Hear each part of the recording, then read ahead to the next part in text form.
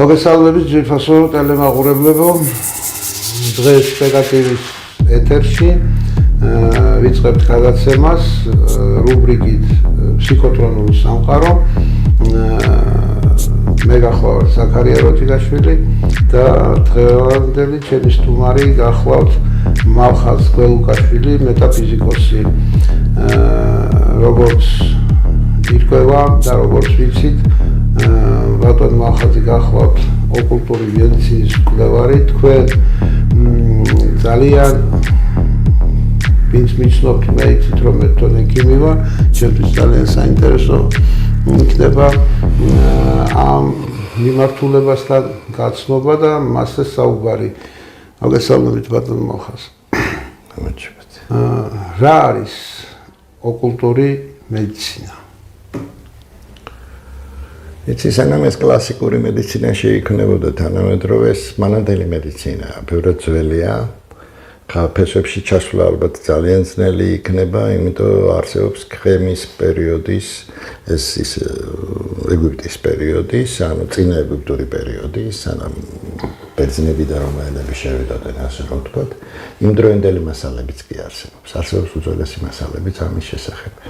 შემდეგ უამრავი ნაშრომია ამაზე, განსაკუთრებით მე-12, მე-13, მე-14 საუკუნეები და მე-15 ეს პერიოდები. ეს არის ბუნებრივი პრინციპში, აქედან შეიქმნა თანამედროვე მედიცინა, ეს არის ფუნდამენტი დღევანდელი მედიცინის. ოკულტური მედიცინას ბევრი მიმდინარეობა აქვს, ეხლა უამრავი მიმდინარეობა მარტო ჩინეთში იცით თქვენ. ენერგეტიკული მედიცინა ერთ-ერთი მისი ასპექტია, ეს იგივე აკუპუნქტურა, იგივე სხვადასხვა მიმართულება, იგივე ცინეიძანის სუჯოქთერაპია და სუჯოქთერაპია. ეს ყველაფერი ამის ოღონდ აღმოსავლური მიმდინარეობების არის უფრო და არსებობს დასავლური მიმდინარეობა, სადაც არსებობს სიმბოლიკებით და ასე შემდეგ მუშაობა, რომელიც ფანტასტიკურ შედეგებს იძლევა სხვათა შორის რო იცოდეთ. ხო და პრაქტიკულ შედეგებს ვიცახი მე.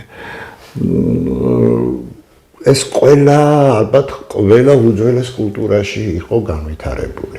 და დღესაც არის იგივე ინდიელებში, იგივე ამაზონკის იმეებში და აფრიკაში და ასე შემდეგ. ეს არის, იცი, მათ აზროვნება ცოტა სხვანაირია, ჰქონდათ ანალოგიური აზროვნება, უფრო ანალოგიური ლოგიკის პრინციპით აზროვნებდნენ. ანუ თანამედროვე ჯერ ფორმალურ ლოგიკის პრინციპით აზროვნებდნენ, ესე არ აზროვნებდნენ, ამიტომ როგორც სიმბოლოებს ისე წარმოსახავდნენ თელს ხელს. თვითონ ოკულტური მედიცინა ის არა ქვია, აი ანატომიის პოზიციები, მაგალითად როგორც შექმნა ადამი ღმერთმა, ხო, ადამიანი ღმერთმა, ხო. ეგ საფუძვლები ჩანს კოსმოგონიურ ასპექტებშიც. მითებში არის მითები, არსებობს როგორც შექმნა დემიურგმა და არხონტებმა, მაგალითად ადამიანი თითო ნაწილს როგორ აკეთებდა, იგივე სეფერეცირა, როდესაც ბგერა გარკვეული დაკავშირებულია გარკვეულ ორგანოსთან და ასე შემდეგ. ხო და არ ყველაზე კარგი ის არის, რომ თუ ეს ვინმე სერიოზულად იცის, ძალიან დიდ შედეგს აღწევს. ბევრად უფრო დიდ შედეგს, ვიდრე ეხლა ქირურგიას არ ცვლის, ქირურგია მაშინაც იყო. თუნდაც ის რომ პერუში 1600 თავის გარანახეს ტრეპანირებული, საქართველოს ტერიტორიაზეც არის ესეთი თავის ხალები. ხო, იყო რა, მე ვიცახი 2000 წლის წინ და ასე შემდეგ. მაშინაც იყო. ეს საკმაოდ სერიოზული თემაა და საკმაოდ დაიკარგა მერე ეს სოდნა. არ დაიკარგა. ისევე როგორც დაიწყო გაყალბება მე-19 საუკუნიდან მთლიანად მედიციниსაც მათ შორის, მეცნიერების და ასე შემდეგ, ისევე დაიწყო ამ იმის ამოკვდება, იმიტომ რომ კარგ შედეგებს აღწევდნენ და კარგი შედეგები არავის არ აწყობს. ეს პოზიციებია.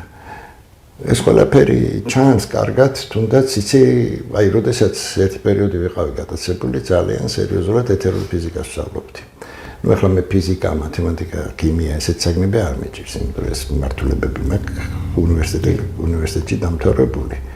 ხო და სერიოზულად რო ჩავიტეკი რა აღმოაჩინე, იცი, 173 მეცნიერი მუშაობდა მე-19 საუკუნეში ფიზიკოსი, ეს ეთერულ ფიზიკაზე. რომელიც დღეს აკრძალულია, ისევე აკრძალული როგორც ტორსიული ფიზიკა, როგორც კინეტიკა, ბგერის ფიზიკა, ასე რომ ვთქვათ, გარკვეული. იქ ღრმა ფაზები აკრძალულია, ხო და ნუ ძველ მასალებში ჩავწვერი. იგივე მაგათად გაუცებული ვიყავი, როდესაც პირველი წიგნი, ორიგინალი წიგნი ვნახე იმისი მენდელეევის. მენდელეევი იყო მუსიკოსი იყო და არა ქიმიკოსი და კაცმა ამხელა პერიოდული მასალა ფანტასტიკაა პერიოდული სიმღერა. პირველი ელემენტი ეგრევეა შეცვლილი. რის შედეგადაც ჩვენ უკვე ვეღარ იგებ როგორ იქნება ელემენტები ბუნებაში და სამყაროში. ხო და ამ დროს კაცი გატაცებული იყო პითაგორათი და სფეროთა მუსიკით. სფეროთა მუსიკა ეს არის პითაგორას თეორია, ჰარმონიის თეორია, რომელიც ჩამოყალიბდა და სხვათა შორის ოკულტურ მედიცინაში ძალიან დიდი გამოყენება აქვს მაგ ცოდნას. ბგერაფერი და ფორმის პოზიციას რა. ხო და რიტმის პოზიციას კიდე ასევე დროის ფაქტორს განსაზღვრებს. ხო და საკმაოდ ღრმა დიდი მეცნიერება და ღრმა მეცნიერება, რომელიც ფანტასტიკურ შედეგებს იწევა. ხა ქირურგიას იმიტომ ქირურგია ალბათ მედიცინაში ერთ-ერთია, რომელიც შედეგს იძლევა, ოღონდ ცოტა სხვანაირად და რთულ სხვა პოზიციაში. ისინიც აკეთებდნენ მაშინ ქირურგიულ ოპერაციებს. მაგრამ საინტერესო რა არის? აი პირველი ის რო არის პერიოდი. აი ეგვიპტელები ხო ეს ქემის პერიოდის, ანუ ეს მიახლოებით ალბათ 7 ხლა რაც არის მასალები ნაპოვნი 7-8 წლის წინანდელი. იქ არის ესეთი მომენტი აღწერილი, რომ ადამიანის სხეული ხო შედგება კასკან, ხო? ეს არის ორეული ფიზიკური სხეული, ანუ ეთერული სხეულია თავისი არსით და ამ ეთერულ სხეულში ორნაირად აურას რო ეძახით, ხო? ეთერული სხეული არ არის აურა, ეს სწორი არ არის საერთოდ მიდგომა. აურა ენერგეტიკული ასპექტია, რომელიც ემოციურ სხეულთან არის, ანუ ასტრალურ სხეულთან დაკავშირებული. იმას აქ თეთრი აპკივით ჩანს ადამიანის გარშემო და ერთ-ერთზე იმეორებს ადამიანის სხეულს. დღეობნება ესეთი ის არსებობს, რა ქვია, ფირფიტა, სადაც წერია. აი თუ შენი ხა ცუდად გახდაო და ხა არის აი ეს ხორცი. რეალურად თუ შენი ხა ცუდად გახდაო, ესე იგი კაშია პრობლემაო. მოეფერე კაცო, დაელაპარაკეო და შენი ხა კარგად გახდებაო. ნუ კათან როგორ არის, იცი კაში დადის ორი გველი. რომელმაც ყველაფერი იცის ამ ადამიანის შესახებ. გენეტიკური კოდი. ერთ-ერთ ფირფიტაში, რომელიც დნმ. ხო, ერთ-ერთი ფირფიტა, რომელიც 90-იანის დასაწყისში 80-იანის ბოლოს ითარგმნა, ვერ გეტყვი, რუსულად წიგნი გამოვიდა უკვე თარგმნილი 90-იანის დასაწყისში. ამ ფირფიტის იმაზე და რო წავიკითხე, შოკში ვიყავი. 231 კოდი რო არის წყვილობითი ბინარული პოზიცია და 15 მეტაგენი გენში. და აღწერილია ჩვენ წელდღეობით სხვა და მე-7000 წლებში. ანუ ხო ხდებით ახლა მე რა დონეზე ვსაუბრობ, რა ფაქტობრივ მასალაზე ვსაუბრობ. შემდეგ ნუ შოკში გაგდებს იგივე სეფერეცირა. იცით ხო სეფერეცირა, ეს არის ნუ ეძახიან ა ブラ ამის წიგნს კნიგა ტვარენი, ანუ შემოქმედებითი წიგნი, შესაქმის წიგნი ითარგმნება ესე. ყოველ შემთხვევაში არის მე-5 საუკუნის.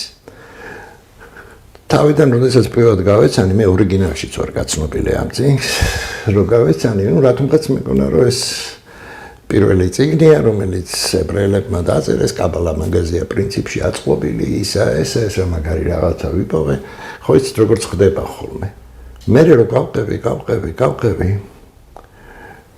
ჩვენც ეთახმის ხონდა პირველ 1000 წლებში, მეორე 1000 წლების მასალებში, ხო? ეს უბრალოდ გადამხერებულია. იქიდან, ანუ ჯერ კიდე როდის იცოდნენ ბგერის ასპექტის, იგივეა მე მაგ საფუძველზე ამბობს ქებადდება ქართული ენისა რო არის აწყობილი.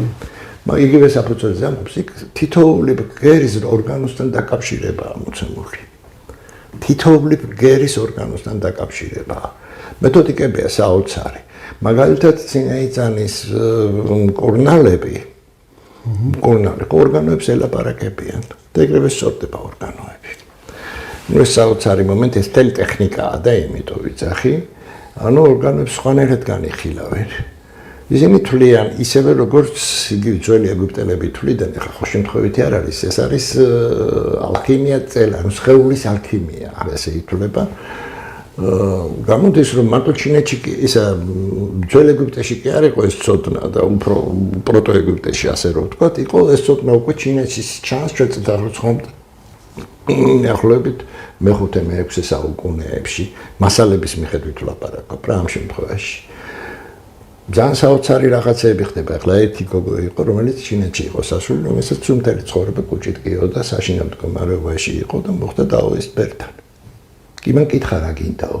მინდა რომ ამტკიოდესო. 20 წელზე მეტი გავიდა, იმის შემდეგ არ ტკენია, მაგრამ არ მორჩა. იცი რატო არ მორჩა? იმიტომ რომ მან თხოვა, მინდა რომ არ მტკიოდესო. მიხვდით? ანუ შენ უნდა რასაც უკვე მოთხოვნა ზუსტად დასვა. თუ არ ზუსტად მოთხოვნა, შედეგს ის იმას ღებულობ, რასაც თხოვობ რა. ნუ ეს მე სახარებაშიც არის, ბევრი მეებში არის. აი ეს მაგალითად, რასაც ქრისტე აკეთებს საოცრებს, ეს არის თეოლოგია. ოკულტური მედიცინის ერთ-ერთი მიმდინარეობა და პრაქტიკულად კეთდება. აი, ჩემს ლექციაზე თუ მოხვალ ოკულტური მედიცინის უცებ ატარებ რა. ამ ლექციებში ნახავ იქვე როგორ ვაჩერებთ ტკივილებს, როგორ ვასწორებთ სხეულებს და ასე იქვე წამში ერთი სიტყვით კეთდება ყველაფერი. ეს კეთდება შენ თუ იცი, შენ უკვე შეგიძლია გააკეთო. და შენ უკვე შეგიძლია. იგივე ფორმულის შედგენები რო არის. უამრავი ფორმულები არსებობს უძველესი. უბრალოდ იმისათვის რომ ის წაიკითხო, კარგად უნდა იცოდე. ხო, თვითონ იმ ხაზობრივი დამწერლობის ტექნიკა რა. მაგასაც ხსნიებ მთელი თვე მაგაზე ლექცია ხოლმე როგორ უნდა შეადგინო ფორმულა რაღაცეები და შენ წარმოიდგინე რა ჩვენები იქ იყვნენ კონფერენციაზე მაშინ. ისინი ადგენენ უკვე. ექიმისთვის ადვილია. როცა არა ხარ ექიმი, ცოტა რთულია და რატომ როგორ ხდება ეს ყველაფერი? არ არის საკმარისი შენ უბრალოდ ავადმყოფობა იცოდე და იმაზე აკეთო ის. არა, უნდა იცოდე პროცესი ავადმყოფობის. ამის გამო ხშირად გიწევს, ხო, ნუ ჩაიხედო მასალებში, წიგნებში, იმეებში შეისწავლო და ავადება და მე ადგენ ფორმულას. ის ფორმულა იწყებს მუშაობას. თუნდა ჩვენ ესეთი პრაქტიკა, მაგალითად, ღამე 2 საათზე დავინახე, ეხლა ახალ ამბავს ვიცახინე. დავინახე რომ ერთ-ერთი ახლობელი ყველა მიწოდა იქა, დაწერა იმან რომ სამადყოფოში გადავიყვანეთო. მეტი არაფერი. ეგრევე დაურეკე უთხარი სურათი გადმომიგზავნე. გადმომიგზავნე სურათი. რეანიმაციის შეყვანა ვეღარ მოასწრეს, გამოიყვანეს, კარგად გახდა. დეტოქსიკაციის ფორმულა ჩავდა და დამთავრდა. კარგად გახდა. ესე შეიძლება ყველაფრის გაკეთება. აბსოლუტურად ჩვენ ზუსტად დისტანცია რა, თუ გინდა მთვარეზე დასვი, თუ გინდა galaktikis ბოლოში დასვი. მანძილი არ არსებობს და იმიტომ სინამდვილეში მანძილი არ არსებობს, იმიტომ რომ სამყარო სხვანაირად არის აბსოლუტურად მოწყობილი. ხო და აი ამ პოზიციებს ყველაფერს სწავლობს ოკულტური მედიცინა. და საკმაოდ რთული თემაა. ზოგადად იყო ოკულტიზმში არსებობდა 2 ტიპის ხელდასმა დღეს პოდიში. ესე რო აქ თემად პრეტენზია წავა ორთვიან კურსებს გაივლის და ხელდასმულია, ეგრე არ ხდება. ხელდასმა აღიარებაა და იმიტომ.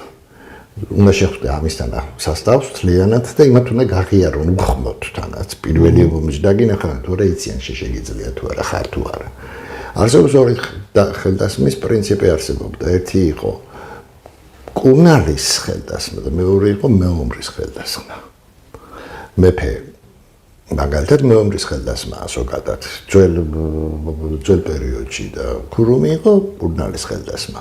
აი მაგალითად დავით აღმაშენებელი მესიის მახვილი ეს არის მეომრის ხელდასმა. კარგი იქნება თუ დეტალურად გამოიკვლევენ და ამოყრიან მაგ მასალებს. შემთხვევით არ იყო 200 კაცი ჩამოსული საქართველოში. ისინი ყველა იყვნენ ტამპლიერები და ტამპლიერები ერთ-ერთი მიმდინარეობაა ოკულტური, ხო, რეალობაში როგორც როზენკრაიცერები და ასე შემდეგ.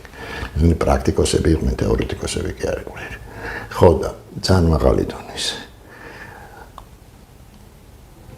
პრინციპში ეს კლასიკური მედიცინის შექმნა დაიწყო ბევრად ადრე პარაცელსის მერე, პარაცელსი ალქიმიკოსი იყო ცნობილი, მაგრამ როგორც კლასიკური მედიცინა ესეთი შემოვიდა ალბათ მე-19 საუკუნის მეორე ნახევარში. 150 წელია 200 არც არის, ხო? მანამდე სულ ეს მედიცინა მუშაობდა. და შედეგები 10 ჯერ მეტი ჰქონდათ ვიდრე ახლა აქ შედეგები. ახლა ესენი რო ლაპარაკობენ, ესე არ არის. აი ღრმა მაგრამ ცოტა იყო ყოველთვის მკურნალი, ნამდვილი მკურნალი იყო ცოტა. აქ ძალიან ხარმა ცოდნებთან გვაქვს. და ღრმა ფაზებთან კავშირი. საზაფანას კერტელი ოკულტური. იადიგარ დაუდი. კი, მაგრამ ეს უფრო ცოტა მარტივი ოკულტური მედიცინებია. არის უფრო რთული პოზიციები. ახლა მაგალითად როგორც იყო ფხოვში განვითარებული ფშავ-ხევსურეთში. აი იგივე რომ არის, რა ქვია, გველის მჭამელი. როხსნის ეგ პოზიცია. ხო და მე გადადიოდა იმას ბავშვობიდან ამზადებდნენ, ესე კი არ ხდებოდა, იმას ბუნებრივი მონაცემები რო ქონდა ადამიანს მე ბავშვობიდან ამზადებდნენ და ის ხდებოდა მკურნალი ხეცი, ძალიან მაგრები. თქვენი რა მომეწონა იცი იმ დღეს? აი ზუსტად მაგ დანაწილებაზე კას პოზიცია, ეხლა რო თქვი, ამას ეძახიან დაუის ტურში ქართულად რო ვთარგმნოთ პირველ გამახურებელს. მისი ცენტრი არის ჭიპი. ჭიპიდან გადის 8 დიაგონალი. ნებისმიერ მომენტში შემიძლია ნებისმიერ კაცს აი ესე პროსტო თითი მივადო და ინფარქტის მომენტში გავაჩერო ინფარქტი. წამის ამბავია. უცბად ჭირდება. შეგიძლია ნებისმიერ ღვიძლზე შეხვიდე, იმაზე შეხვიდე, ყველგან შედიხარ. და ეს არის პირველი გამახურებელი ადამიანის ორგანიზმის. მეორე გამახურებელი ადამიანის ორგანიზმის ეს არის თიმუსის თავზე ზუსტად. კერდუკანა ჯირკვალი. ხო, კერდუკანა ჯირკვალი. და მესამე გამახურებელი არის აიაკშუბზე, მესამე თვალის მიმდინარეობაში, ანუ ვეგეტატიურ ტვინზე გადიხარ პირდაპირ და ეპიფიზზე. თქვენ რაც ახსენეთ იქ, არც ერთ დაავადების მკურნალობას, როცა მკურნალობას იწყებენ, მე არ ვიცი ავადმყოფობის გაჩერება. ტკივილის გაჩერება წამის ამბავია, ნებისმიერ ტკივილს გააჩერებ, ნებისმიერი მოფის გარეშე, ეგ არაფერი არ არის. და საერთოდ წამლის გარეშე. მაგრამ მე ვიცი მკურნალობას, როცა იწყებენ, ყველა რანგის მკურნალობა იწყება მუცლითერ. რატომ? ისინი თვლიან, რომ გალივკოლინჭი ილექება მთელი ნაგავი. რომელიც იწვევს ორგანიზმის წამლას, სისხლის წამლას და ჯერ ამ სისხლის წავლით მთელი ორგანიზმი ავადმყოფდება. იქ მოფერება თავისებური ენერგეტიკული ასპექტია. ენერგეტიკული ასპექტიც ძალიან საინტერესოა, იმდენად რამდენადაც როგორ არის იცი? 3/2-ზე ტრიალებს ჭიფში ამ მიდამოში ენერგია. აქაც და აქაც ზუსტად. მამაკაცის შემთხვევაში ყოველ 3 ბრუნზე, რომელიც საათის სიმართულებით მიდის, 2 ბრუნი მიდის საათის საწინააღმდეგოდ. სუფთა დედამიწის ელექტრომაგნიტური ველის პოზიცია. და ქალის შემთხვევაში ეს ხდება პირიქით. აბსოლუტურად. ეხლა რა ეს ხელებს იქნებენ და ვითომ დაავადებას აშორებენ და ზოგი აშორებს კიდეც. შემთხვევით თუ ზუსტად გაარტყა, აკეთებს კი ბატონო, მაგრამ ადამიანს აქვს როგორ გითხრა, მუხტობრივი აგებულება. ამას ეხლა ოკულტურში ეძახენ აქტიურ და პასიურ ენერგიებს. ყველა ენერგია ელექტრომაგნიტური ველი, არავინ არ თქვას, რომ სხვა ველი არსებობს ორგანიზმში, სასიცოცხლო ველი, რასაც ქვია ელექტრომაგნიტური ველი. ამ სასიცოცხლო ენერგიის შემთხვევაში, როგორც აქვს მამაკაც შედგენილი, იმის აბსოლუტურად საწინააღმდეგო აქვს ქალს. და როცა თუ ეს ბალანსი დაირღვა, კაცი კარგავს მამაკაცურ პოტენციას, ენერგიას მთლიანად და ქალი ქალურ პოტენციას. ის აღარც კაცია და ეს აღარც ქალია. აი ესეთი პოზიცია და აღარც კაცია. ეს მომენტი დგება. შემდეგ არის 2 ელემენტი უმთავრესი. ეს მე ვიცი ალქიმიის მიხედვით, იმ კანონების მიხედვით. ერთი პირველი ელემენტი ეს არის ქვედა ელემენტი ანუსის ღრუში. თქვენ იცით რომ ნებისმიერი დონის კრუნჩხვა კაცრო კლავს ისეთი შეგიძლია ზუსტად წუთში ნახევარი წუთი ერთი თითის დაჭერით გააჩერო. შორის ტვინს იმაშება პირდაპირ. ხო, ანუსში არის 5 დიაგონალი. ეს დიაგონალები გადის სხეულში და იკლიბება პიფლიბანდისში. აქედან ანუსით პირდაპირ ხელში გიჭირავს ტვინი. ისე რომ შეგიძლია ერთიც მართო და მეორეც მართო. ძალიან საშინელი ნერვული მომარაგება აქ ანუსში და სწორ ნაწლავს. კი. ხო და აქედან გამომდინარე უმთავრესად ადამიანის ითვლება ზუსტად ეს პირველი გამახურებლის, ანუ იგივე ეთერული სხეულის ფიზიკური მდგომარეობა, თვითონ ენერგეტიკული მდგომარეობა. ეს ითვლება უმთავრესად. ამიტომ ისინი თვლიან, რომ ძალიან დიდი მნიშვნელობა აქვს კუჭნაწლავის დგომა. თუ კუჭნაწლავი კარგად არის, ორგანიზმი კარგად არის. ყველაფერი, ტვინიც, მათ შორის ყველაფერი აბსოლუტურად. საოცრებაა და განივე კოლინჯიდან, ხო? წლების მდგომარეობა რეგულირდება თავიდან ბოლომდე. აბსოლუტურად. და თუ იცი, აი ზუსტად იმისთვისაც შემიძლია, მაგალითად მაქვს წნევა 100-ი 70-ს, ხო? წუთს ნახევარი 2 წუთი დამჭირდება, რომ გავიხადო 180-ი 200. ძალიან მარტივია, როცა იცი მდგომარეობა, ჭახეთი იმით ანუსიდან და ნუ ითამაშო რა, ნებისმიერ რამეში შეგიძლია ითამაშო. ეს იმდენად ღრმა ფასის ცოდნებია და იმდენად საინტერესო ცოდნებია, რომ მე საერთოდ მიმაჩნია, რომ სამეცნიეროზე უნდა ასწავლიდეთ. და ეს უნდა იყოს ძალიან მაღალ დონეზე, იმიტომ რომ ბევრად უпроსად ნაკლებად მოწყვლადი გახდება ადამიანის სიცოცხლე. ძალიან დაეხმარება რა ადამიანს. საქმე იმაშია, რომ სამკურნალო საქმიანობა და სამკურნალო ცოდნა რაღაცნაირად ძალიან გაყვეს. არქეს ეს ტრადიციული მედიცინა, მეორეს არატრადიციული მედიცინა. სინამდვილეში ოკულტისტების ტრადიციულს ეძახიან ამას. და ამიტომ მოხდა ისე, რომ თითქოს მკურნალები ერთ-ეგ საქმეს ემსახურებიან და ისინი ერთობას ვერასდროს ვერ ნახულობენ. კი, მართალია. ეს არის ზუსტად ის დაყავი და იბატონოს პრინციპით. მოხდა ეს და სწორი შენიშვნა დროა, რომ ისწავლებოდეს სამეცნიერო სასწავლებლებში ეს ცოდნაც და ის ტრადიციულ მედიცინას შეავსებს. მე შემიძლია ვთქვა, რომ ბევრ რამეს მე მქონდა 56 წელს გამოშვებული 30 ტომეული რუსული ენციკლოპედია მედიცინის, ხო გახსოვთ? მე ვიღაცას ჩემს დაურეკე გერმანიიდან და უთხარი ვინმე ახალგაზრდა საჩუქე, ვისაც მედიცინა უყვარს მეთქი რა, იმიტომ რომ ფანტასტიკურია. ნებისმიერ დაავადებასთან რომ ვსულიყავი, ჯერ ვიღებდი ამ წიგნს. მაშინ ხომ ჯერ კიდე არ იყო ის რა ქვია ინტერნეტი და ეს. ვიღებდი ამ წიგნს, ავადმყოფობას გავეცნობოდი კარგად და მე ვკიდებდი ავადმყოფს ხელს. შედეგი იყო პრაქტიკულად 100-იანი. ხო, ეს რა არის იცი კლასიკური მედიცინის ცოდნა ძალიან ბევრ რამეს იძლევა. მე ძველ მედიცინაზე ვამბობ ახლა მაპატიოს ყველა, მაგრამ თანამედროვე გატლაინებით მედიცინა მე არ ვიცი. არა, გაიდლაინური მედიცინა ეს მედიცინა არ არის. ეს ბიზნესი. მე ვიცახი რეალურ მედიცინაში ამ ორი შერწყმა ძალიან დიდ რამეს იძლევა. იმიტომ ვიცახი. ეხლა რა ხდება? ეს არის ძირითადად შედგენილი ლოგიკის, თანამედროვე ლოგიკის ლოგიკური მოსაზრებებით თანამედროვე მედიცინას ვიძახი. ის კი არა მის ბერიტაშვილის ფიზიოლოგია რა აქვს წაკითხული ახლა ეკიპებს. ხო და ბერიტაშვილის ფიზიოლოგიის garaშე პავლოვის ფიზიოლოგია თავის შვილებზე გამოიყენონ კაცო.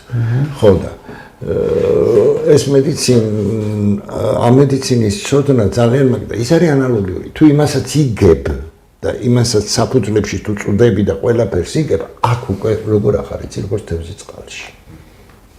ფანტასტიკურად იწყებ მუშაობას და ძალიან დიდ შედეგებს იძლევა. ძველი მედიცინის მიხედვით, მე ოკულტური მედიცინის მიხედვით, საერთოდ სიტყვა იმათგან მოდის. მედიცინა ამას კი არ დაარქვეს, მაშინ დაარქვეს მედიცინა. ძველი მედიცინის მიხედვით ძირ დაავადებების 90% უმრავლესობა, ნუ ტრამვისა და იმის ვენერიული და ასე შემდეგ ტრაგედიების გარეშე. ხო, დაავადების 90%-ის მიზეზი ფსიქოსომატური ასპექტია. ნებისმიერ განწყობას ემოცია ქმნის გარკვეული ორგანოს დაავადებას. ამდენად რო იცი, რომ ამას ეს ჭირს, უკვე იცი რა ჭირს და რატომ ჭირს და რა ემოცია აქვს. საკმარისია შეცვალო ეს ემოცია. აი ფანტასტიკურად ლექციების დროს მომდა მე ესეთი შემთხვევა. თითქმის წელია დადიან კლუბი მე გაკეთებული და ერთგზეც მოინდომე სადგომა და ეთქვათ რა ჭირდათ. ერთ-ერთმა გოგომ თქვა, არც ვიცოდით, არც უთქვიათ მანამდე, რომ ონკოლოგია ქონდა.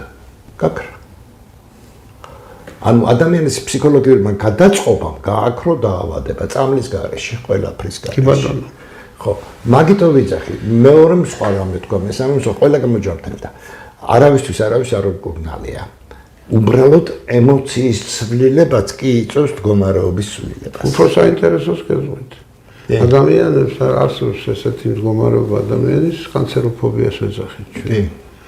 მე პაციენტებს ძალიან ხშირად ვეუბნები, რომელიც მოდიან და იქ მოგიბოხარ, ეგეთებს ემართებათ. 10 ჯერ რომ გეტყვის ერთ კონსულტაციაზე, არც იქ არისო, არც იქ. ელემენტარულად უხსნი. არსებობს ძველი ქართული ანდაზა. შეძახინვა ხე გაახმო. ნუ ეძებ. ჩვენ პროფესიული დაავადებები ხო არსებობს? ჩვენ ცხოვრობთ აკვარიუმში. აკვარიუმში, აი მრგვალი აკვარიუმია, რომლის ხერია დედამიწა. სფეროს ცენტრში, როდესაც გახარდა, ინფორმაციას გასცემ. ეს ინფორმაცია ხომ ვერტიკალში აირეკლება და სფეროს ცენტრი თავზე დაგეცემა. ჩვენივრად არის, ამიტომ წყევლა მაწყევრისა უნდა თქვა. ეს თეორიული ასპექტები. ხო. და სხვა შორის ძალიან ბევრი პაციენტი იძახის თქვენი კონსულტაციის მერე აი ბოლოს გასაუბრების შემდგომ. რო გავედი აღარ მткиოდა. იატო, იმიტომ რომ სიმშვიდე შევიდა მასში. მაგას ვიძახი, ფსიქოსომატურია რა, ემოცია, ახსნა უნდა ამას პაციენტისთვის და უნდა მიახვედრო რომ ეს სხვა რამის გამოა, თვითონ ნერვული ქსოვილი ნეული არ არის მოგეხსენებათ. რა თქმა უნდა. რადიკულიტია ადამიანს საფეხით გივა. ფანტასტიკურია, იცი? ჩვენ შეგვიძლია ერთი ძალიან საინტერესო მომენტს დავაკვირდით. როდესაც გარკვეული გენის იკვლევდა გარიაევი, იცით გარიაევი, გარიაევი ბიოფიზიკოსი იყო, ბიოლოგი, ბიოფიზიკოსი და ერთ-ერთ გენს რო იკვლევდა, რო გაიტანა ეს გენი, აპარატმა მისი აღრიცხვა მაინც ყოველდღიურად ახერხებდა. აღმოჩნდა 5 წლის განმავლობაში შოკში იყო ეს კაცი, აღმოჩნდა რომ თურმე ამ გენს აქვს თავისი რა ქვია, ფანტომი. და ფანტომის აღრიცხვა ხდებოდა. იცი, ჩემთვის ეს ადვილი გასაგები იყო, იმიტომ რომ ანუ ხონდა თავისი კას აქვს შიგნით და იმიტომ ფანტომი. რეალური ის არის და არა ეს. ახლა არის ესეთი გამოთქმა ნაგავი გენები რო არის, მუსორნი გენი. იქ წარმოუდგენელია ნაგავი. ეს როგორც წიგნი გაშალო ისეა. და იკითხება ეს მატრიცა. ხო, მატრიცა, არანაირი ნაგავი გენი არ არსებობს. ყველა ნებისმიერი გენი, რომელიც არსებობს ადამიანის ხეობაში, აუცილებელია. ის არის ინფორმაცია. ეხლა ნებისმიერი უძველესი პერიოდის ოკულტისტისთვის რო გეკითხა, აი მე ვაზროვნებ, რო გეთქვა და აი ჩემი ტვინი აზროვნებს, რო გეთქვა, დაგცინებთ. ტვინი არაზე, ტვინი სენსორია გეუბნება. ეხლა ბოლო მომენტი არის ესეთი ნეიროფიზიკოსი, ძალიან საინტერესო ნეიროფიზიოლოგი და ნეიროფიზიკოსი, ამერიკელი ქალბატონი, მეცნიერებათა დოქტორი და მთელი ამბავი. მოხდა დღეს ესეთი რა. აიღო ტელეფონი და ვეღარ ლაპარაკობს. მისი ლექციები არის ახლა დევს. 8 წლის განმავლობაში გარესამყაროს გრძნობდა, მაგრამ ვერ ლაპარაკობდა, გაეთიშა ყველაფერი და სხვანაირად ხედავდა ყველაფერს. მარჯვენა ტვინი ჩაერთო მთლიანად და მარცხენა ტვინმა უარი თქვა. რა ხდება მარჯვენა ტვინში შემთხვევით სამყაროს ინფორმაციას ფლობ და მარცხენა ტვინში ხდება მისი გადმოტანა ნაწილის და მისი გააზრება. სიამოვნებაში ეს მიდის გარკვეული კონტაქტები, მაგრამ ეს კონტაქტი მთლიანად ვერ იმაშვება. ამქანა საერთოდ მთელი სამყარო სხვანაირად აღიქვა და 8 წლის მერე ერთ დღეს ჭახბუცბად ისევ ჩაერთო და ჩვეულებრივი გახდა დოქტორია მეცნიერებათა. ასაკოვანი კალია, იმის შემდეგ დაიწყო ლექციების კითხვა და თქვა ეს ყველაფერი მე იყო შოკში, რატომ? იმიტომ რომ ეს ოკულტურ მედიცინა შეძდევს. ოკულტიზმი შეძდევს. ცნობიერის სხვა შეიძლება ძალიან საინტერესოა, ერთ-ერთი ის არსებობს რა. ადამიანის რაღაცა ნივთს აიღებ, რომლის ნივთი უნდა იყოს, ან ქვან, ვიღაცის ნახმარი ნივთი, სულ ერთი, აი ესე იდებენ, ფსიქომეტრია ქვია. შუბზე და კითხულობენ მთელ ისტორიას. და გადამოწმების შემდეგ ზუსტად ისეთია ეს ისტორია. ესე იგი, ყველაფერი ინფორმატიულია მთელ სამყაროში. ხო, და იცოდე ამ ინფორმაციის მოპოვება. ხო, აი ეს ასპექტებია. ეს ხდება იქაც. ნუ არის სპეციალური ტრანსები არსებობს, ტრანსები, არანაირი მედიტაციები. ტრანსები იმენა კონკრეტულად, როდესაც შენ გადიხარ რომელიმე მასალაზე, ინფორმაციულ მასალაზე. და შეიძლება ნებისმიერი წიგნი წაიკითხო ნებისმიერი მანძილით. ნებისმიერ ენაზე, აღზრდილი წიგნი. იგებ. თან იგებ ამას. ეს არის მეთოდიკაა და ტექნიკაა, საკმაოდ სერიოზული. საკმაოდ ხანი ვარჯიშები უნდა და საკმაოდ ხანი მომზადება. ხო და ამიტომ ვიცახი რომ სინამდვილეში შეგვიძლია დაჟე მეორენაირად კულტურა, ნამდვილ კულტურა ფაზებს. შეგვიძლია დაჟე ინფორმაციული მედიცინაც კი დავარქვათ. ენერგოინფორმაციული მედიცინა. იმიტომ რომ პრაქტიკულად ჩვენ ენერგოინფორმაციული ველთან გაქვს კონტაქტი და იქიდან ასწორებ ყველაფერს. ეთერში ის რომ არის ინფორმაცია და შენ იმ ინფორმაციას ელაპარაკები და ასწორებ, ну რა თქმა უნდა ეთერიდან, მუცლის არიდან. ეხლა როგორ თვლიან ოკულტისტები, იგივე ცნობიერების ასპექტში. ძალიან საინტერესო ეს მომენტი. უძველესი დროიდან სამი ცნობიერება აქვს ადამიანს. და სამივე ცნობიერება მასში იმაშვება. ერთი ეს არის არაცნობიერი პოზიცია, ანუ ეს არის ემანაციური ცნობიერება, მენტალური სხეულის ცნობიერება, რომელთანაც ჩვენ ძალიან რთული შეხება გვაქვს. თითქმის ვერ ვეხებით რა და იმის მიხედვით გადიხარ სამყაროში და იმის მეშვეობით ამყარებს სამყაროსთან ურთიერთობას. ეს არის ღრმა ფაზა ცნობიერების, ეს არის იქ, სადაც ღმერთის სიყვარულია, ასე ვთქვათ. ცნობიერება დასაბამიდან. შენ ყველაფერი გახსოვს დედამიწის დაბადებიდან დღემდე და უფრო ადრინდელი პერიოდიდან შენ თუ ცნობიერებას ხელი უცდომელი არ არის აქ. თუ მას გააქტიურებ, არის ვიღაცები, რომლებიც ახერხებენ, ძალიან იშვიათი, მაგრამ მაინც. მეორე ცნობიერება ეს არის ემოციური ცნობიერება, რომლის ცენტრიც არის გული. და ნუ ემოციური ცნობიერება ერთ-ერთი უმთავრესი არის კიდეც სახარებაში თუ გახსოვთ ახალ აღმაში ესა რა ქვია, როდესაც ამბობს მარტო სიყვარულის იშლეგიაო და მარტო რწმენა ბოროტებაო, მაგრამ მაინც სიყვარულია უპირატესიო. და მე იქ დავითიც ამბობს ერთ მომენტს გული გონიერიო. ეს არის გულისა და ტვინის აი მორი ცნობიერების გაერთიანება. ეხლა რა ხდება? ამ დღეს აღმოჩენილია, რომ 40,000 ნეირონია გულში, რომელიც აზროვნებს. ანუ რასაც ოკულტიზმი ამბობდა ყოველთვის, ისინი დღეს რეალურია. მარტოქის პირფიტაა, სადაც გულის გადანერგვის შემდეგ როგორ მოხდება? ბატონო, გულის გადანერგვის შემდეგ როგორ მოხდება? ეგ ახლა არ ვიცი, ეს არა, ძალიან საინტერესო უბრალოდ გამოკვლევა უნდა მაგას. ხო, იმიტომ რომ სხვა ადამიანის გონიერი გული მოხდა ხის. ხო, არა, ეგ გამოსაკვლევია რომ იცოდეთ. ხო და მესამე ცნობიერება ეს არის აი აქ. ზუსტად ამ პატაგრივაწელებს ყვება, ეს არის ინსტინქტური ცნობიერება.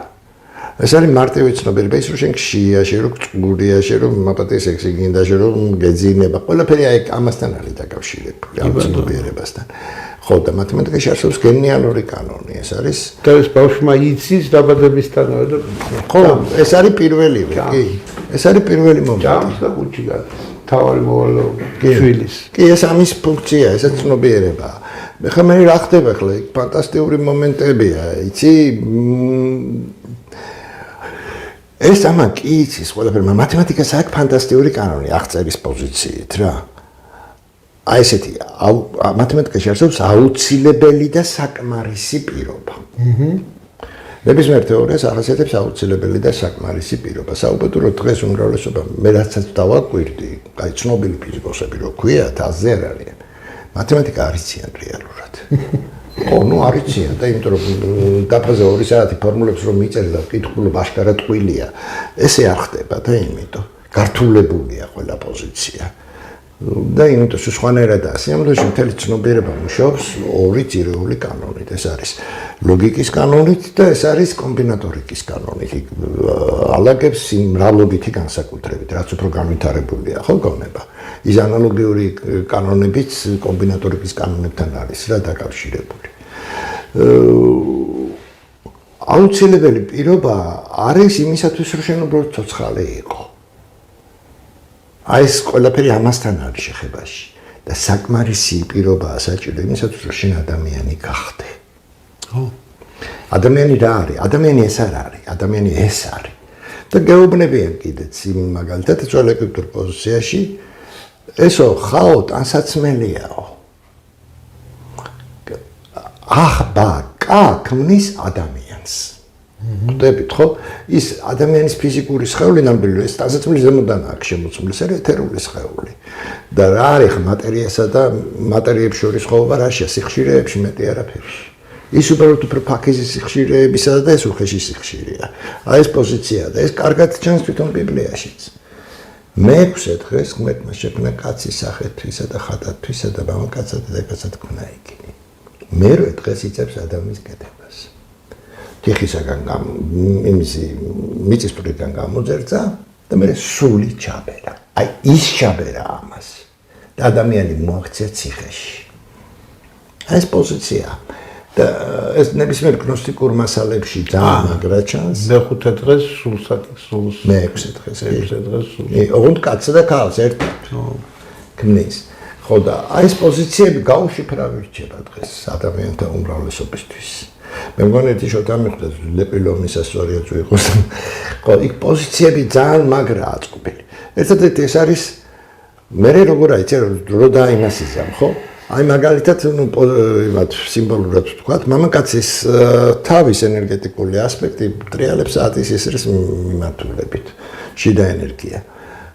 ეს არის აქტიური პოზიცია. მის საწინააღმდეგო მიმართულებით როცა ტრიალებს, ეს არის პასიური პოზიცია. ანუსის ნაწილი ტრიალებს პასიურ პოზიციაში. ქალში ეს ტრიალებს პასიურ პოზიციაში თავის პოზიცია და ანუსის პოზიცია ტრიალებს აქტიურ პოზიციაში. გამავალ არხებს ვიძახი, ელემენტებს ვიძახი. წინა ელემენტი მამაკაცის აქტიური პოზიციაშია, ქალის პასიურ პოზიციაში. კაცის უკანა ელემენტი პასიურშია და ქალის აქტიურში. როცა ამ ყველაფერს აჯამებ, გამოდის ჰარმონიული წყვილი. და სრული, იმიტომ რომ როგორ არის პლუსი პლუს განიზიდავს, მინუსი მინუსაც განიზიდავს, მაგრამ პლუსი და მინუსი ერთმანეთს რო ხდება, ჭახდა ეგრე ეყრება. ამას ქვია არის ახსნილი უძველესი მაშინ ლათინურ ენაზე ქვია უნიო საკრა წმინდა შეუხლება. ეს არის სრულყოფილი შეუხლება. ანუ ადამიანი რომელიც უკვე როგორც წყვილი, ანუ კაცა და ქალად, აი ეს მომენტი არის ახსნილი. იცი მე ვთვლი რომ მე კი ერთ თვეში ვატარებ ამ ლექციებს ხოლმე, ესე ვაკეთებ ხოლმე, მაგრამ ეს არის როგორი თემა, იცი? და კარგია, როდესაც ახლა მე იქიმები ბევრი მიზის. აი როცა იცის ადამიანმა ზოგადი ფიზიოლოგია და თანამედროვე მედიცინის რაღაცები ის უფრო ადვილად იგებს და ნუ ფანტასტიკურ შედეგებს იძლევა. მისთვის უკვე მკურნალობა არაფერი ხდება და გადარეულები მოდიან ხალხო, აი მე ესეთ შედეგები მივიღეთ, ესეთ შედეგები ალცჰეიმერზე, იმაზე, ამაზე, ნებისმიერ დაავადებას. აი ეს მომენტები ძალიან მაგარია. თერაპიაა პრაქტიკულად. ნუ რა თქმა უნდა ქირურგიაც არის თავისი, მაგრამ ქირურგია უკეთეს ვეღარ შექმნი, რაც დღეს არის. იმიტომ ქირურგია დაიხვეწა თანამედროვე ტექნოლოგიები ისე ექიმები 19 საუკუნემდე ქირურგებს მედიკოსებად თვლიან. არა, არც იქ თვლიან მანდ მაინც, მაგრამ არსებობს ქირურგია. საოცარი რა იყო, იცი, რამაც ძალიან იმას მეკნა. ჰიპოკრატე კაშის ქირურგებად იყენებდა ჰიპოკრატე პარიკმახერებს. კი. ეგრე იყო ძველი დალაქები. კალესი დანაქონდა იმას და ფურუკულს გამოადენდა და მე დაარჩენს ხუნალობდა იქ. კი. და ის არა ტრაპანაციებს აკეთებდნენ ტვინის ესე არის. მაგრამ ობსიდიანის დანებს იყენებდნენ კაშის. ობსიდიანის დანებს იყენებდნენ და ნუ ეს გაოცებული ვიყავ, ემგლეთ ონკოლოგიის დროს. ონკოლოგია როგორც დაავადება, ნუ ერთ-ერთი თეორია ესეთია, რაშიც ნობელის პრემია გაცემული 80-იან წლებში, რომ მძიმე მეტალის ჩანაცვლების შედეგად ანტიგენი, ესე გენი გადაიქცევა ანტიგენად და იქ იწყება უკვე პარაზიტული ცხოვრება. ხო? საქმე იმაშია, რომ გამორიცხავ, რომ დიფუზია ხდება. ანუ ლითონის იმას რო იყენებ, იქიდან გადასვლა ხდება. და წარმოიდგინე ონკოლოგიური ოპერაციებია ჩატარებული, რომელიც მერე 30-40 წელია ნაცხოვრები, ნუ გამოკლების შედეგად პერუში. დანები ობსიდიანის, რომელსაც იყენებდნენ ქირურგიულ ხელსაწყოებად. ნუ ეს არის მიახლოებით მე-12-მე-10 საუკუნის. ჯერ ევროპელები არ არიან შესული იქ და ცივილიზაცია უფრო სერიოზულ დონეზეა. მე რო ვკითხო, ყველაზე ნაკლები ცივილიზაცია ევროპაშია. ყოველთვის ესე იყო, რო იცოდეთ. ჩვენ რასაც რეალურ ცივილიზაციას ვეძახით. ჩვენ ვულებთ ერთმანეთში. აი ეს პოზიციებია. ანუ ძალიან საინტერესო მიმართულებაა და ალბათ მე ვთვლი რომ ზოგადად ადამიანებისთვის, თუმცა ეს როგორ ითვლება, იცი მე მქონდა ამერიკელებთან საუბარი და იმათ მეთხრეს რომ 10%-ია კაცობრიობა, 10-11% უნდა გადარჩეს კაცობრიობისა. და ჩვენი განადგურდება, იმიტომ რომ რეალურად ბოტები არიან. ბოტი ბიორობოტი. პოტირას ნიშნავს, ბევრი პოტირას ნიშნავს, როცა ემოციური სხეული არ მუშაობს. ადამიანი homo faber. ხო, ესეთები ძირითადად სოციოპატები არიან, ფსიქოპატები არიან. და ამას ეს ხელოვნურად ხდება, ხო, ეს ტელევიზიები, ეს ვიბრაციები სპეციალური, ეს ქიმიური ისინი, ტელეფონები, ხო, ზემოქმედების შედეგად ხდება. მე უთხარი არ ამეთქი, 70% მეთქი, 30 უნდა გადარჩეს. ნუ ხა მე ცოტა ოპტიმისტი ვარ მაგ თვალსაჩინოდ. რო უყურებს საზოგადოებას, გატენილია ბუდებით. რა თქმა უნდა. ეხლა შენ ის გაწუხებს სიტყვაზე რომ აი შეხედე იმეცებად მაგრამ ჩაიჭო შენ კოპოტი ხარ. შენ კი ადამიანი არ ხარ. იმიტომ რომ ადამიანი რაც არის სხვა რამე, აი冊მარის პირობა. შენ მეს ვერ აღიქო. და იმ საკმარის პირობას როგორც კი გადაცდები, უკვე სიხარბე იწყება. ფანტასტიკურად არის ეს ახსნილი პოზიციებში, იგივე ტრანსცენდენტულ ფსიქოლოგიის პოზიციებში, ანუ უძველეს დროში. როგორ არის ყველაფერი ხო ციფრებთანაა კავშირში ძველი იმაში და ნუ ძირითადად 10 ციფრთან არის. ეს 10-იანი არის, იმიტომ რომ თითო სხეული, შიდა სხეული იყოფა კიდე 3 ნაწილად. ჯამში 9 გამოდის, ხო? ენერგეტიკური ცენტრიც ხო 9 არის ზუსტად. და მე-10 ეს თვითონ ფიზიკური სხეულია, რომელიც გარედან ხორცად გაწვია. რომ იყვები ესეთი მორალურ-ეთიკურ ასპექტში ესეა. უმაღლესი პირველი იმპულსი, რასაც ქვია, მას მორალურ-ეთიკურ ასპექტში სიყვარული ქვია, ეს არის ღმერთი. მისი, მაგრამ ყველაფერს აქვს თავის ანტაგონიზმი, დუალისტური პოზიცია, ბინერულია სამყარო და იმიტომ. მეორე პოზიცია, მეორე საფეხური, რომელსაც წინააღმდეგობად ერთიანობა ქვია, ანუ ენერგია. ქვია? მისი მორალურ-ეთიკური ასპექტი არის სიბრძნე.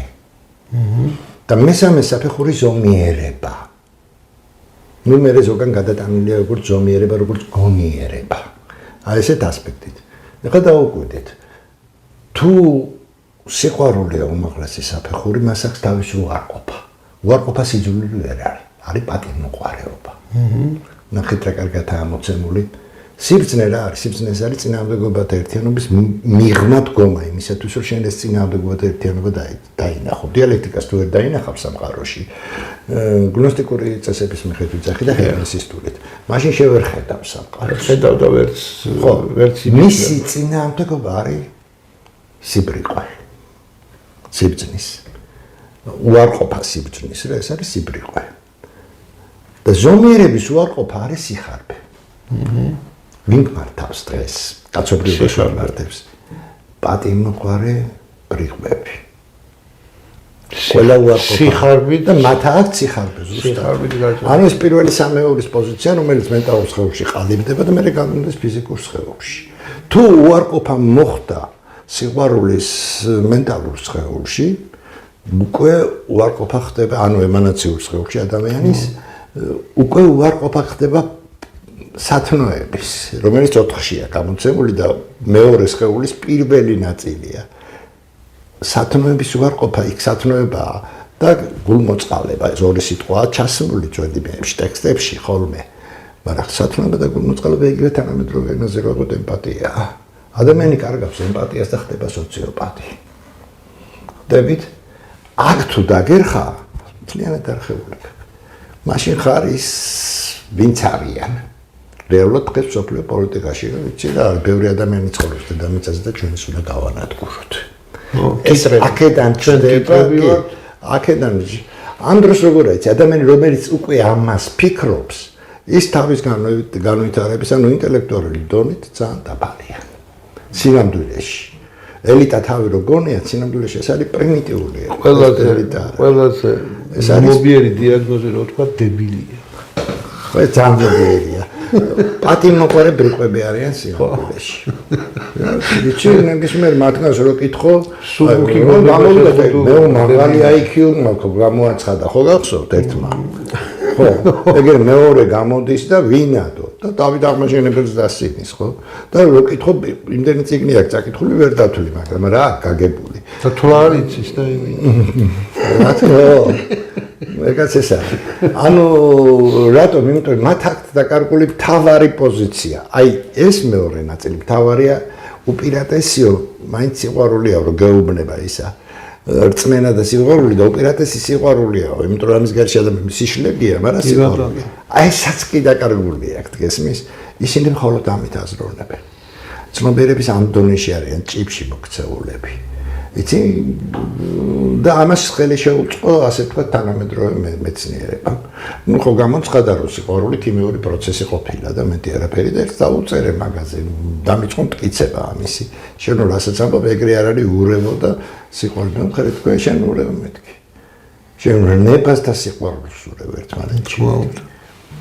იმისი არ იყოს მინდა ხო ფროიდი რომ ამტკიცებს რომ ლიბიდოა წამყვანი ელემენტი არ არის ლიბიდო წამყვანი ელემენტი და იცი რატო არ არის იმ ლიბიდომ რომ გაიგოს ტვინია საჭირო ანუ ეს პირველი ცენტრი სხეულის მენტალური ცენტრი თუ რაღაცებს იცახის პროექტს სისულელებს იცახის თვითონ აქ ბავშვი თურმე დედის ზუზუს რო წოს ამით სუბლიმაციას ახდენს ის ამონტყოფია და იმიტომ ის ამონტყოფია და საუბედუროდ ამბობ მე რა ხდება იცი საზოგადოებამ ეს მიმართულება იცის ძალიან ზედაპირულად პრაქტიკულად არ იცის იმიტომ რომ ნუ მთელი საზოგადოება ყველაზე კარგი აინშტაინერის დონეზე იმის იქით ვერ გადის ეს ძალიან პრიმიტიული დონეა იმიტომ რომ ხმა ფაზებიც სხვა ამბავშია და სხვა იმეებშია საზოგადოებამ საუბედუროდ ეს არ იცის და ამიტომ რაღაცას რო იტყვის ცოტა ოკულტურს მაგალითად იუნგი ტაროს პოზიციებს იხილავს და რაღაცები უკვე გონიათ რომ რაღაც გენიალური თქვა ეს არა საუბედუროდ მე რომ წავიკითხებ ნახე რომ იმ არ იცის არსებობდა ესეთი ტემუთილგირი ბიოლოგიის მეცნიერებათა დოქტორი ნასას ბიოფიზიკოსი სერიოზული დონე და 22 ტარვა განხილვით ტაროსი განხილული ევოლუციის კანონების მიხედვით რა არ არის სწორი. იცი რატო არ არის სწორი? იმიტომ რომ სხვა რამეა ნაგულისხმების ნამდვილეში. ეს 22 არ განიცხოვნა ერაცის. ამათ სამკითხავდა რომ კი არ არის ეს არის ფილოსოფია. ის სამკითხავ რასაც იყენებს შედინება, გინდა სამკითხავდი გამოიყენე და გინდა თავში იტყვი. მაგრამ რეალურად თუ გინდა სამყაროს გაგება, იმის გაგებისთვის ეს არის ფილოსოფია. უკვე თხოვმე რომ აი მე რო ვიტყვი რაღაცას რომ ეს ესე მოხდება, აუ როგორ ზუსტად ვტყავ, როგორ იცი, არაფერი არ ვიცი. უბრალოდ ეს კანონები ვიცი და ამ კანონებს მივყვები და ამ კანონებში ვიჭდები. ეხლა მე რო თქვენ გითხრათ რომ ნუ მტკივა რა კუჭი შემომუწმეთ და მითხარი აგერ შენ კანიკოლიჭი გაჭედილი. ვა როგორ მიხვდა რა მაგარია ნათელმხილველია ნათელმხილველი კი არ არის იცის ჭკუა უხმარავს პრიქტათვის ჭკუა წოდნით მოიხმარები შოთანს იცის გესმის ხალხო და რო იცის უკვე აღარ ეშლება აი ეს მომენტია ყველაზე ცუდი რაც არის ადამიანის შესაძლებელი დაუგებრობის პოზიცია დეპრესია შუა საუკუნეებში არ იყო დეპრესია არ იყო იცი რატო არ იყო? იმიტომ რომ გაურკვევლობა არ იყო. იმიტომ კი რომ რამე იცოდა. ყველაფერი გარკვეულია. კითხვები რაც ჰქონდათ, იმაზე პასუხები ჰქონდათ. ჩვენ ეს კითხვები და პასუხები და ის ვერ გავიგეთ ნიჩემ რატო თქვა ღმერთი მოგდა. მთელი სასწაული ისა რომ კითხვების დასმაც არ იცის ხალხი. არა არ იცის, ძალიან ცუდ მომარეობაში. და კითხვას თუ ვერ დასვა, პასუხსაც ვერ მიიღებ და ეს იძლევა საშინელს ფოთვას. კი. მე როგორ არის 10 ჯერ გადამხდები მაპატიეთ მეხუთე კლასამდე ბავშვებს უნდა ასწავლდნენ კითხვების დასმაში უნდა ავარჯიშებდნენ ეს არის თავარი კი რატოა როდესაც ბავშვი პატარა შვილია წამოიზრდება ტიტის ის ყველაფერს გეკითხება ყველაფერს გეკითხება ამით უნდა ამ კითხვების და პასუხებით უნდა შეიმეცნოს და როცა ადამიანს კითხვა არ უჩნდება ცუდ ამის საქმე ძალიან დიდი მეცნიერი რითი განსხვავდება ვიღაცეებისგან ასე ვთქვათ მოდი ზოგადად დიდ მეცნიერს სწორი კითხვები აქვს აი ეს მომენტია ეხლა ჩვენ მაგალითად დღეისთვის ცნობილია რომ ერთ-ერთი საუკეთესო ფრაზა რაც კაცობრიობაში მომდის ალბათ სოკრატეს ფაზა მე ის ვიცი რომ არაფერი ვიცი გახსოვთ ეს ფრაზა სოკრატეს აქვს გადმოღებული გნოსტიციზმიდან. იგივე ხდება ყველა მიმართულებით. აი მაგალითად აიღებს კაცი იცი რა ერთმა და მომწერა მე ბოლო ისაა ბიბლია მაქვს წაკითხული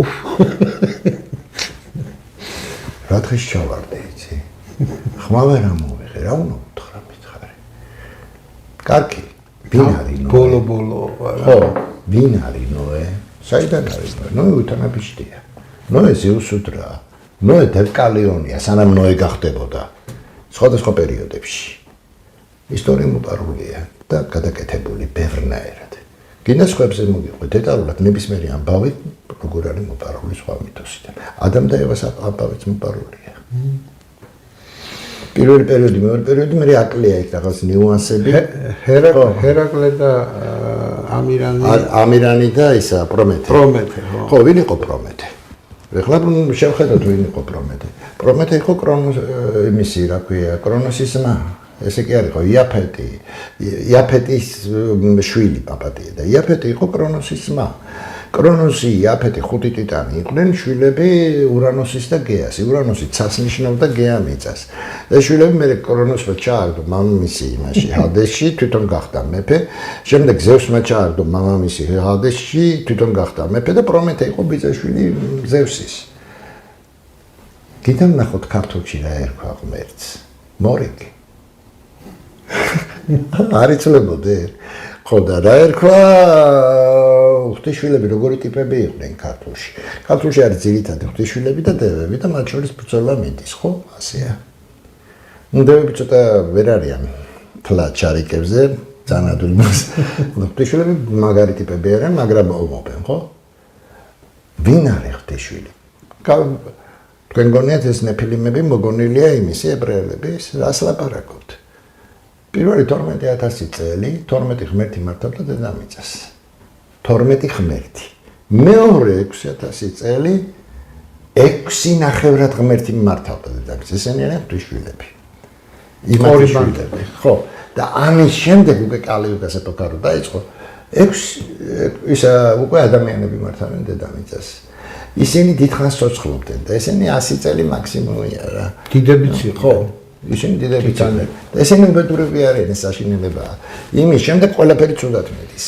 რაც ადამიანები მოსეს რო შემოყავს ხალხი. მოსეს რო შემოყავს ეს 12 ტომი აქ და 12 ტომიდან 8 ტომი არ შემოვიდა. არ შემოვიდა და რატოს მომყვებითო და იქო ჩვენ უზერავდი გავუშვითო და ვინახეთო რომ 3 მეტრიანი კაცები არიან და ჩვენი სიგრძე ხლები უჭირავთ ხელშია და აქ არის ნაპოლი საქართველოში. აქ არის ნაპოლი 5 მეტრიანახევრიანი. აბესალომ ბეკუა მისი ჯვალი რო იმას აკრა მომწერა რა 2000. ახალშენი წინასწარმეტყველი და 80 წელს უთხარი რომ ეგეთები ნახავთ მეთქი. და მე დოკუმენტო ფილმშია რუსებს ინტერვიუა და უბნება პირდაპირ ანთროპოპალეონტოლოგი იყო. თან რომელი საუკუნის არ გაინტერესებს ეს ჯვალი. ამათი დასკვნით. მე 5 მეტრიანახევარი.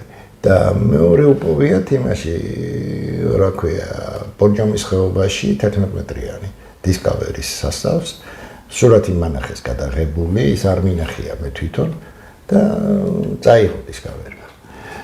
ნუ ჩვენ ხო სახელმწიფო არ ვართ, ჩვენ არ გვაქვს დღეს სახელმწიფო და ვისაც რაც უნდა იმას წაიღებს, მოიტანს, რასაც უნდა დადებს, იმას და ასე შემდეგ.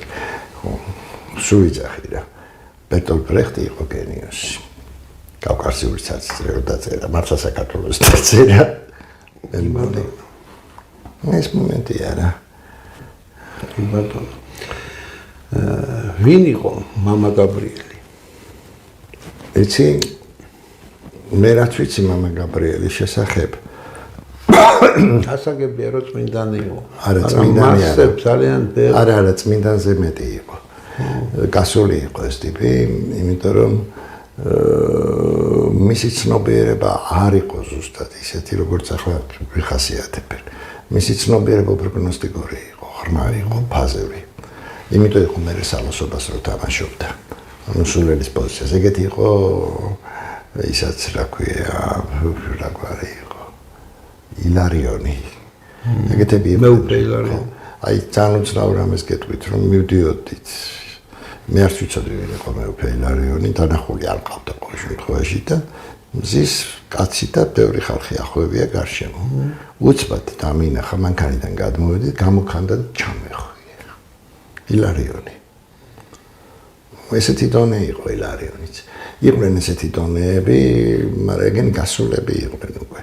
ამ ჩვეულებრივი ცნობიერებიდან იყვნენ გასულები. აი აქ იყვნენ.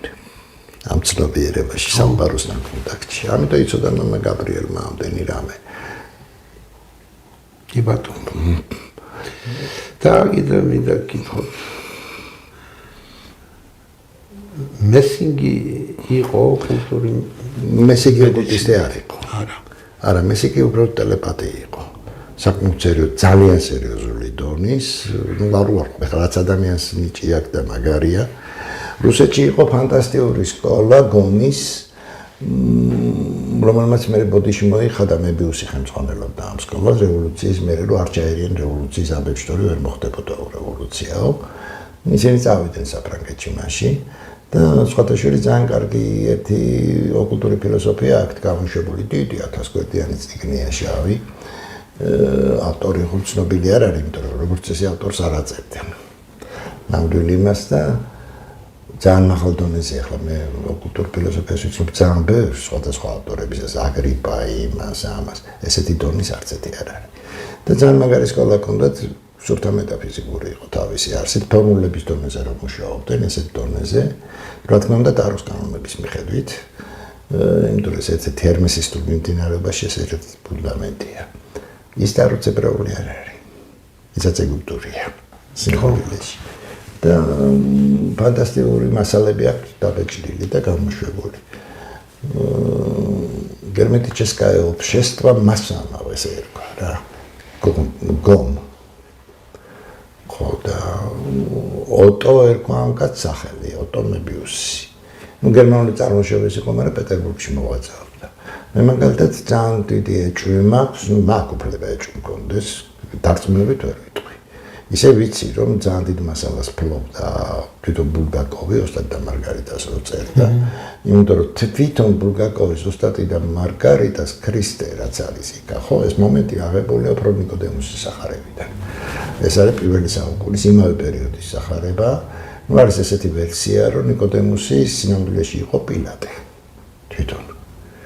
ხო და ამდენად ძალიან მაგრაა გაკეთებული ეს მომენტი. ვიგარი მე გმირების გადათამაშება ხდება. აზაზელო დემონოლოგიის ყველაზე მთავარი ელემენტია. არქიდემონია და ანუ არ არის ახლა იქ ვოლანდი, გრაფი ვოლანდი, ეს განუტანილია იმიდან უბრალოდ, რა ქვია, ფაუსტიდან. იმის ნიშნად, რომ გაგრძელება ეს ნაწარმოები პრაქტიკულად. ბეგემოტი ვინც არის, ბეგემოტი იყო ერთ-ერთი დემონი დემონოლოგიაში, მაგრამ სხვანაირი ტიპი კატა არ იყო. კატა აღებულია როგორც კეთში. ეს არის შოტლანდიური მითოლოგიიდან. ხო და ფაგოტი, ნუ ერთ-ერთი დემონი იყო ცნობილი ფაგოტი. ეგაც. ნუ კაროჩი ძალიან ბევრი მასალა იწოდა ამან და საერთოდ ზოგადად მამამისიც კი ის იყო თეოლოგი იყო და ამიტომ მამას ჭდომა ჰქონდა დიდი ბიბლიოთეკაზე პროფესორი იყო მამამისი. ხო და მაგრამ მაქვს გარკვეული ეჭვი რომ მებიუსის სკოლაც ჰქონდა გავლილი, იმიტომ რომ ახლა უნივერსიტეტი მაგან სამედიცინო უნივერსიტეტი დაამთავრა 18-17 წელს. ოსტატი და მარგარიტას რო კითხულობ ერთი ამოსუნთქვით დაწერილი სკოლას. ერთი ამოსუნთქვით არ არის დაწერილი, ახლა გეტყვით როგორ დაიწერა. 26 წელში გამოვიდა სატანის სახარება, ესე ერქვა. ხო და მერე ხელმეორე დაიწერა 30-დან 40 წლამდე. ის ამბები დანარჩენი მერე დაემატა. აი პილატეს სახარება რაც არის, ის პირველად დაწერა, ნუ არის ესეთი მოსაზრება არა, ნუ კვლევის შედეგად მიღწეული, მე არ დავმიკვლევია, უბრალოდ ცხების კვლევას გეუბნებით, რომ 9 წლის იყო, როდესაც გამოიცხადა აზაზელო. და იმის შემდეგ დაიწყო ყველაფერი ბაქისი. ერთი არა გენიალური დაწერილია, რა თქმა უნდა. იცი, იმას იმხელა განათლება ჰქონდა ჩანს ამ წიგნში. და პლუს ამის გარდა ექიმი იყო, ამას ძალიან დიდი მნიშვნელობა აქვს. პლუს კიდევ ხილვები ჰქონდა, ხილვები. ეს მაშინდელი საშუალებებით. კი, მაშინდელი ექიმს ვიძახი, ნუ ნარკოტიკზე იჭდა. კაიფისთვის კი არ იჭდა, ტკივილების გასახუჩებლად. ხო, მაგრამ მაშინდელი მედიცინა ხა მე მაგ ნახის მასალები როგორ ასწავლდნენ პეტერბურგში მაგალითად ან კიევში ან მოსკოვში სამედიცინო ინსტიტუტში მედიცინას რევოლუციამდე მეფის რუსეთის დროს ის ძალიან მაღალი დონე იყო ისინი სერიოზულ დონეზე სწავლობდნენ ფიზიკასაც ქიმიასაც და ბევრ რაღაცას სწავლდა არა ჩვენ დროსაც ბიოფიზიკას სწავლობთ არა ჩვენ დროს არ იყო ეს ბიოფიზიკა იყო მაგრამ იყო არის საგნები რომელიც აღარ იყო უკვე მაშინ ფიზიოლოგიას ხმანერად ასწავლიდნენ კიდე ადამიანის და ეს ძალიან კარგად ჩანს იცი ძაღლის გულში ძალიან კარგად ჩანს არა ნუ ეს ანომალიურად განვითარებული კაცი იყო სხვა ტიპი იყო მე ვთვლი რომ მე-20 საუკუნეს მაგხელა არ შეუქმნია სოფლიოში მე რომ მკითხო ბევრად დიდია ვიდრე თომას მანი და ესე და ასე შემდეგ სმენია ალბათ ესეთი მეცნიერების შესახებ რომელიც გასაიდუმლოებულია და რატომღაც კაცშვილი ამას არ იმაშება ტელეგონია ვიცი მეცნიერება არ არის ცალკე ეგ არის ერთ-ერთი მიმართულება გენეტიკის ერთ-ერთი მიმართულება ტელეგონია ვიცი გასაიდუმლო ესე აკრძალეს საბჭოთა კავშირი ტელეგონის შედეგები შეგიძლია რეალურად ნახო რამდენი წინდა არ ჭირდება მაგას დიდი გასაიდუმლება იყო ესეთი მეცნიერება უძველესი ფრენოლოგია გაგიგიათ რომელიც აიგზალა რომელიც დაედო საფუძველში აი ფაშისტურ თეორიებს აიგზალა გიტლერის მეორე მსოფლიო ომის შემდეგ ეს არის თავის ქალის აგებულების მიხედვით ადამიანის ფსიქოტიპის განსაზღვრა ანთროპოლოგია არა ფრენოლოგია ქვია იმენა ანუ თავის ქალის რომელი ნაწილი მე ხასიათობრივ განსაზღვრაზე მაქვს ლაპარაკი ეს მეცნიერება ითვლის მიახლოებით 3000 წელს 3-4000 წელს მაგრამ ეს ამის გამოყენება დაიწყეს X ზომებით და იმებით მიდიოდა დაიწყეს უკვე ფაშისტური იდეოლოგიის საფუძველი და ამის გამო აიგრძალა მაშინ გენეტიკაც ხო აიგრძალა კაცო მე ხელმეორე დაიშვა ხო ანუ ისე რომ ეს ყველაფერი არის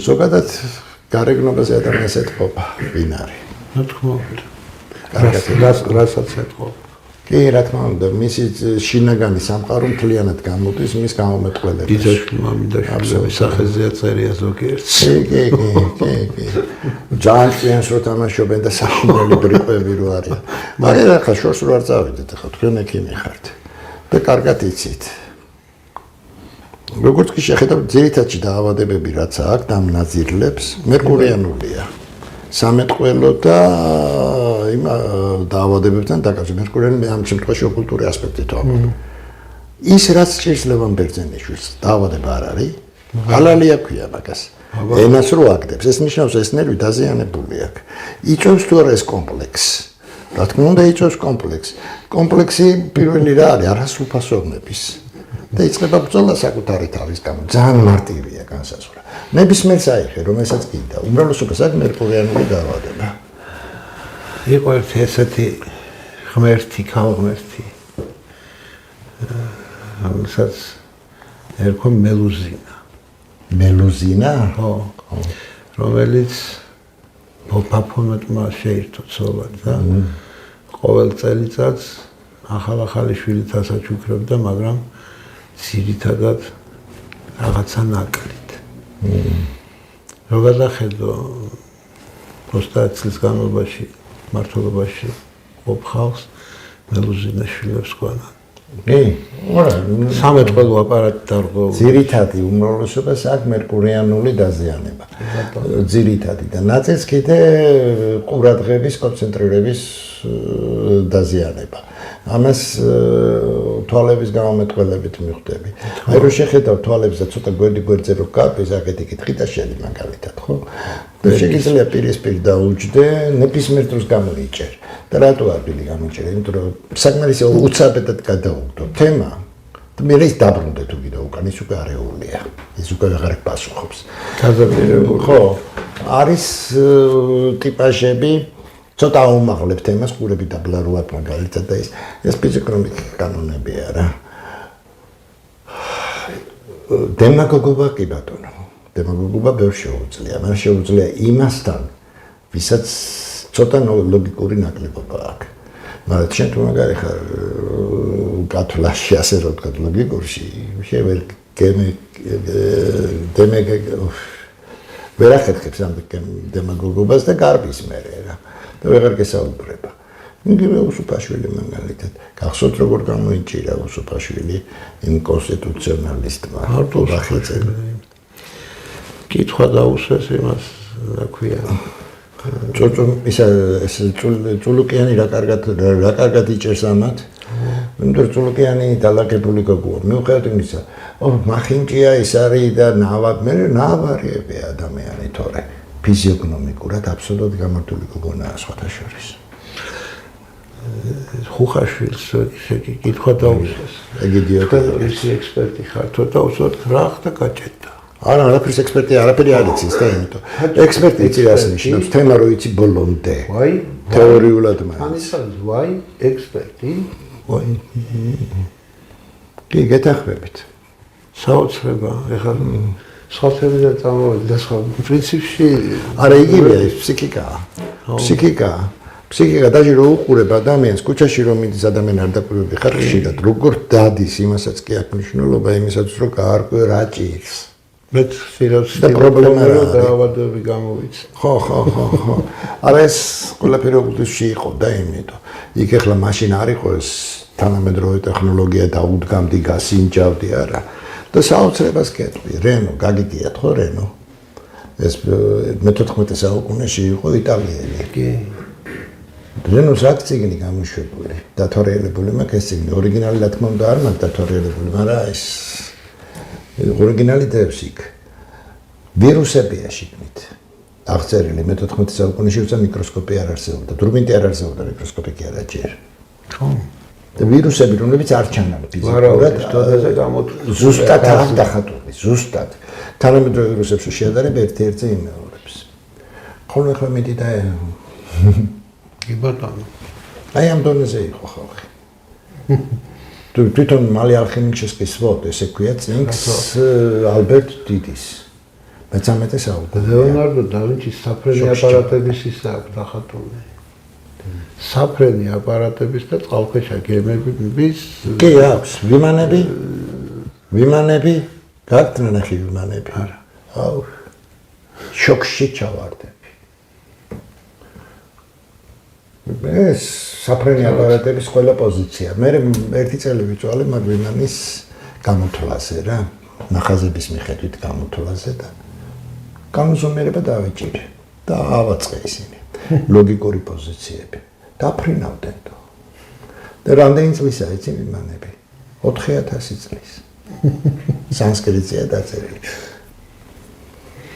მოკლედ საკმარისია რომ ჩვენ საუბრით მივიდივართ ერთ დასკვნამდე რომ კაცობრიობას უხსოვარი დროიდან აქვს ძალიან დიდი ეს არის ნამდვილი ცივილიზაცია დიდი მეხსიერება და ამ მეხსიერების ნარჩენები ხანდახან ამოტივდება ხოლმე და საქმე იმაშია რომ ადამიანს ვისაც უყვარს საკუთარ თავისადმი და ცხოვრებისადმი კითხვების დასმა ეძებს ამ კითხვებზე პასუხს მუდმივად და ხანდახან შეიძლება ის მეხსიერების რაღაც უჯრაში უცბად აღმოჩნდეს თავისი კაცობრიული მეხსიერების უჯრაში რაღაცას მიაგნოს და მერე ეს ადამიანი განსაკუთრებული გონია ცხოვრებს არაფერი განსაკუთრებული დამაში არ და თითქოს ის უყურებენ ეს სადა ხალხო დიდი მეხსიერება გვაქვს ჩვენ გასახსენებელი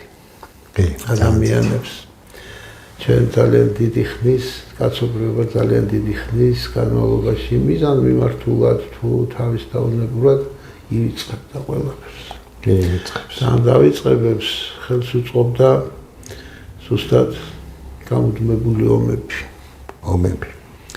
ომები და ხელის შეშლა ადამიანების განვითარებისთვის ხელის შეშლა რომ ადამიანმა არ იგრძნოს თავი ღმერთის შობილად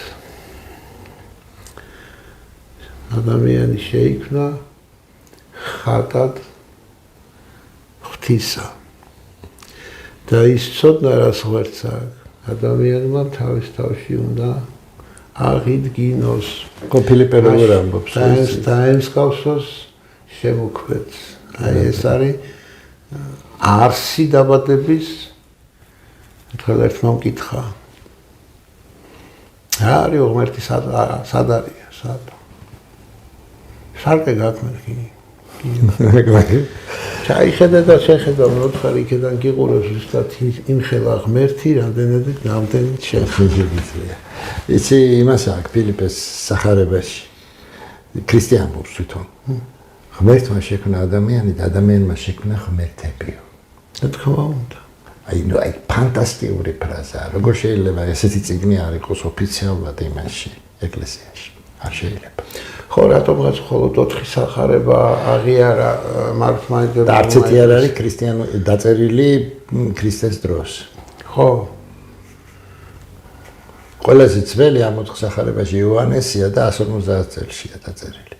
დანარჩენი ძირითადად არის 250-დან 300 წლამდე დაწერილი. დანარჩენი არც ეს ქრისტიანანახი არ დავწერილი. 70-მდე არის სახარება.